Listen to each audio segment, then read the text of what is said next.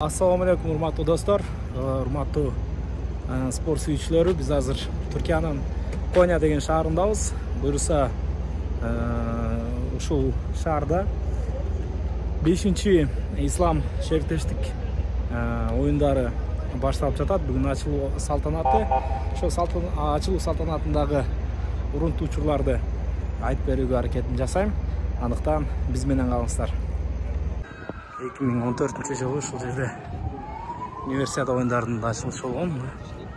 8 жылдан кайра чоң ислам оюндарынын ачылышы күтүлүп жатат.